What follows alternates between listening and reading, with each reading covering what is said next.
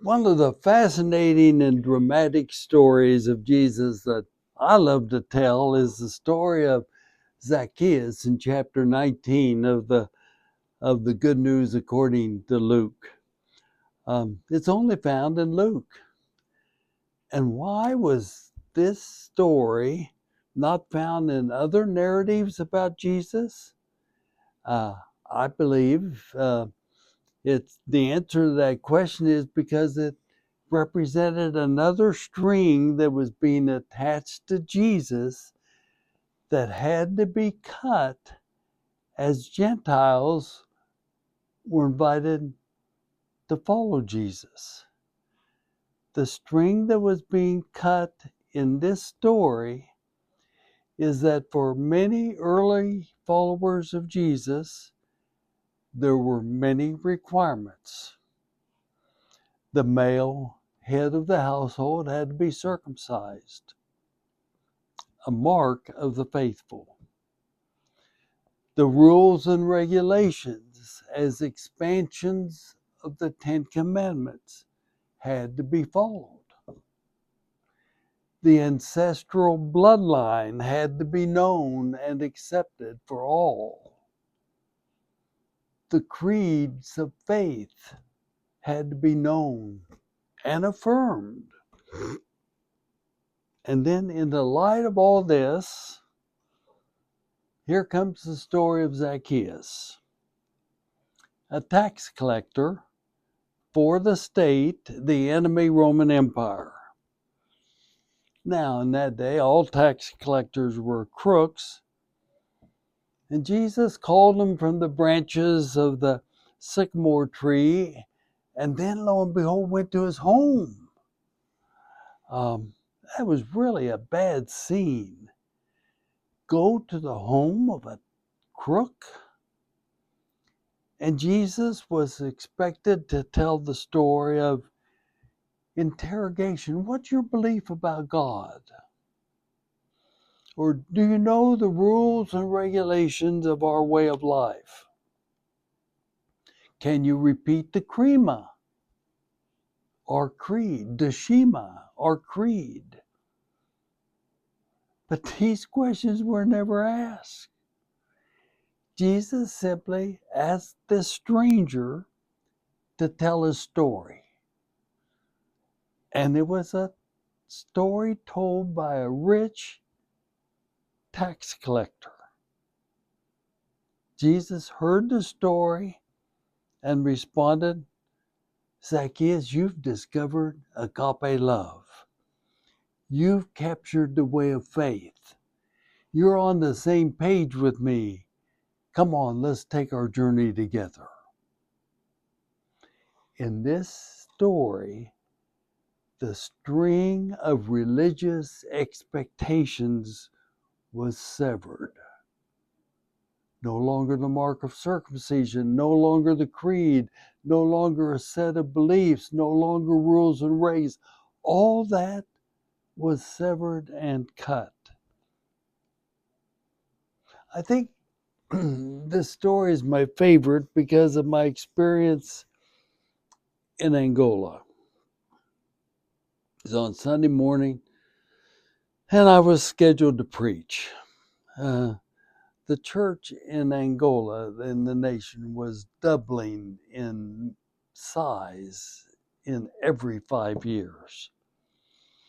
I was really hesitant to preach because I quickly discovered on my trip to Angola that the purpose was for me to sit at the feet of people to learn, not to proclaim the gospel from the pulpit. But when I arrived, sometime before the worship experience was supposed to start, my host suggested, why don't you watch what's going on over there underneath the tree with that group of people? So to make a very long story as short as I can, a man had come forward in worship the week before to be baptized, to live as a follower of Jesus. He liked what he heard. He said, that's for me. And he was baptized with a sending forth by the pastor to live as a disciple of Jesus and to share his story with others. Now, 1 week later, as a disciple of Jesus, he was underneath a tree in a time of sharing. And the question was asked, who did you tell your story to this week? And he said, and I heard him say, my grandson and his friend. He shared that he wanted them to know the decision he had made, that he was going to live his life according to love, not hate. That's all he said. Then they said, tell us the rest of the story. And the man replied with the biggest grin you've ever experienced. It radiated all who heard him say, they came with me this morning. For the first time in their life, they came to Christian worship. They're here. I don't know that man's name, but I know his story. And his story was a Zacchaeus story. He didn't know any creed. He didn't know anything about the Bible.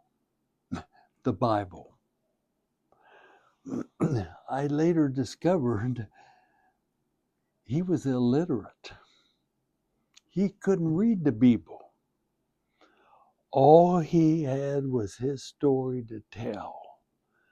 I'm going to love instead of hate. With that pastor that morning, I welcomed him into membership into the Global United Methodist Church in that local congregation that day. Zacchaeus was his name. After that huddle, the worship experience happened in a space sort of like the Grace United Methodist Church parking lot in Winfield, Kansas. It was somewhat covered, and then maybe a couple hundred places to sit, and then probably another 1,000 people gathered, standing to worship. During the sermon, I found myself engaged eye to eye with a mother who was holding an infant child. That just happens sometimes in preaching. After I preached and the worship service was over, I gravitated towards that woman, and that woman gravitated to me. The first thing she said was, will you bless my child? I didn't know what that meant, but she shared her story. This woman's income was as a prostitute. The only way she knew how to make any money to provide for her child. She shared her story in the full hearing of maybe 15 or 20 people.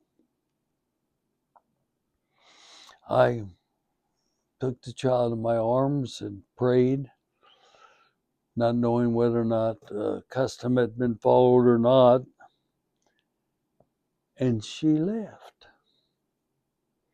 I asked members of that huddle of faith their response to her presence. A prostitute, a known prostitute. And the answer came to me, Can you think of a better place for her to be? Wow. Then I realized why the church in Angola was doubling in size every 5 years. No strings attached. No probationary membership. Just a commitment to love instead of hate, to follow Jesus, to live a life of empathy and sacrifice for others in whatever your predicament or station in life might be. Now, the story of Zacchaeus was disturbing to the religious establishment 2,000 years ago.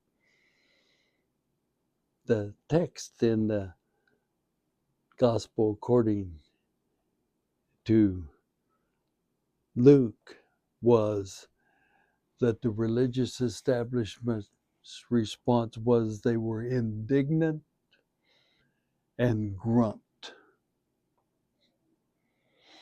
The stories of an illiterate man and the prostitute woman in Angola was celebrated in Angola. Why? What's the difference? Because in Jesus' day, there was a religious establishment attaching strings to the life and teachings of Jesus. You've got to be, you've got to be, you've got to be, you've got to be, and if you are those, you will be. But not in Angola. All that mattered was in Angola was whether or not you were willing to follow Jesus, no strings attached. A fresh Jesus, the revealer of a new life to live for others. No additives, no strings, just agape love. Not cut up, not processed, not canned in religious rites and procedures, just love. Zacchaeus was his name. The story only found in Luke. Zacchaeus was the name of the illiterate man and the woman who was a prostitute in Angola. Jesus, no strings attached. For your thought and conversation in your journey of faith, what strings have you experienced attached to Jesus as requirements to be a member or participant in a family of faith? What are your Zacchaeus moments in the life of your own family of faith? And what is your response to the understanding that often religion, the human attempt to relate to God, stands in the way of faith? The belief that God has come to be with us. Thank you for walking the journey with us.